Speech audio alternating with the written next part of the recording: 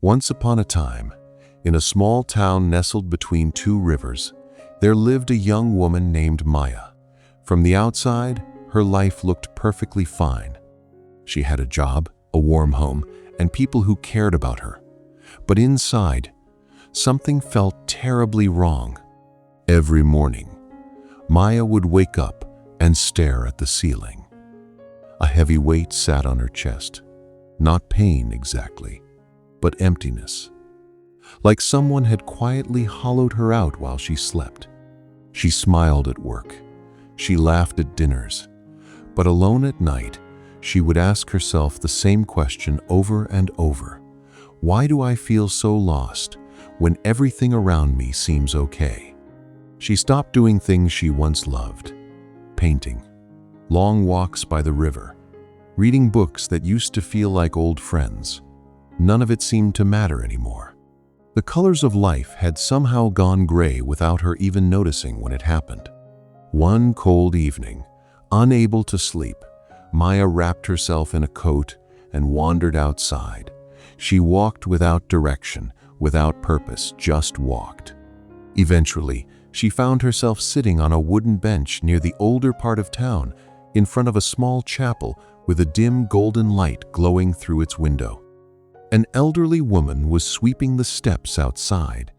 She had silver hair, slow movements, and calm eyes that seemed to carry the weight of 100 lived seasons.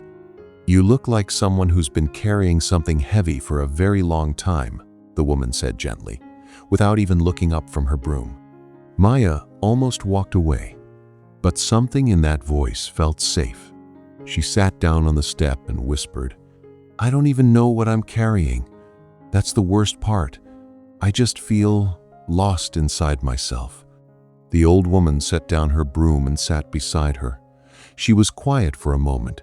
Then she said, "Come, let me show you something." She led Maya inside the chapel, to a small candle sitting alone on a table near the entrance. The flame was tiny, barely alive, flickering wildly every time someone moved near it. "Watch this candle," the woman said softly. Maya watched. The flame shook. It bent sideways. At one moment, it nearly disappeared entirely, but it never went out. "That flame," the old woman said, "has been burning in this room for 11 years. Through winters cold enough to crack stone, through doors left open in storms, through floods that reached those very steps outside." She paused. "And still it burns." Maya felt something shift quietly inside her chest. The woman continued, "When we feel lost inside, we think the light is gone, but feeling lost is not the same as being without light. Sometimes the flame just gets very small, very quiet. So quiet, you convince yourself it's not there at all." She looked at Maya gently. "But here is what I have learned. After many long years, the darkness never wins. It only visits." Maya's eyes filled with tears she had held back for months.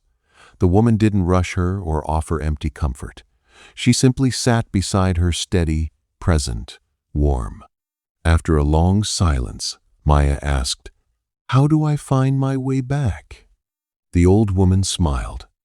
"You already have. You walked out tonight instead of staying in that dark room alone. You sat on the steps instead of running. You let yourself be seen by a stranger." She gently held Maya's hand. "Finding your way back doesn't happen in one night. It happens in small, honest steps. A candle is not relit with a storm. It is relit with something small, steady, and close." That night, Maya walked home differently. Not fixed, not suddenly healed, but something had cracked open just enough to let a little air in. In the weeks that followed, she picked up her paintbrush again, not because she felt inspired, but because she remembered she once had been. She started taking short walks by the river each morning. She began talking honestly with one trusted friend instead of pretending everything was fine. Slowly, like winter giving way not in a single warm day but in small, almost invisible degrees, Her inner world began to thaw. Maya learned what the woman on the steps had tried to give her, that being lost inside is not a flaw, and it is not permanent. The darkness is not your destination. It is simply a place you are passing through. And if you are reading this now, feeling that same hollow weight, know this. Your flame is still burning. It is small, perhaps, flickering maybe, but it is there, and that is enough to begin.